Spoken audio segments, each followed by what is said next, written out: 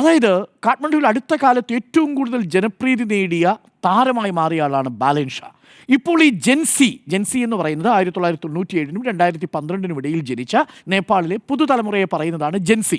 ഏകദേശം അവിടുത്തെ ജനസംഖ്യയുടെ 20% വരും ഈ ജെൻസി. ഒരു നിർണായക ഘടകമാണ്. സ്കൂൾ യൂണിഫോമിലും കോളേജ് യൂണിഫോമിലും ഒക്കെയാണ് അവർ വിപ്ലവത്തിന് ഇറങ്ങുന്നത്. ഇവരുടെയൊക്കെ വലിയ ആരാധനാ പുരുഷനാണ് ഈ ബാലൻ ഷാ, കാഠ്മണ്ഡുവിലെ മേയർ. ഓർമ്മിക്കണം, 2023 ടൈം മാഗസിൻ ലോകത്തെ ഇൻഫ്ലുവൻഷ്യലായ 100 നേതാക്കളിൽ ഒരാളായിട്ട് കണ്ടെത്തിയ ആളാണ് ഈ ബാലൻ ഷാ. ഈ ബാലൻ ഷാ അടക്കമുള്ള ആളുകൾ മുൻപോട്ട് വയ്ക്കുന്നൊരു രാഷ്ട്രീയമുണ്ട്.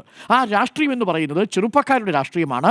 അത് കറപ്ഷനെതിരായിട്ടുള്ള രാഷ്ട്രീയമാണ്, നെപ്പോട്ടിസത്തിനെതിരായിട്ടുള്ള രാഷ്ട്രീയമാണ്, സ്വജനപക്ഷപാതത്തിനെതിരായിട്ടുള്ള രാഷ്ട്രീയമാണ്. ഇതാണ് അവിടെ ഉള്ളിലെ ആഭ്യന്തര രാഷ്ട്രീയത്തിൻ്റെ സ്വഭാവമാണ് ഞാൻ ഈ പറയുന്നത്. ഇതിനെങ്ങനെയാണ് അമേരിക്കയുടെ താല്പര്യമാക്കി മാറ്റുന്നതെന്ന് ഞാൻ പറയാം.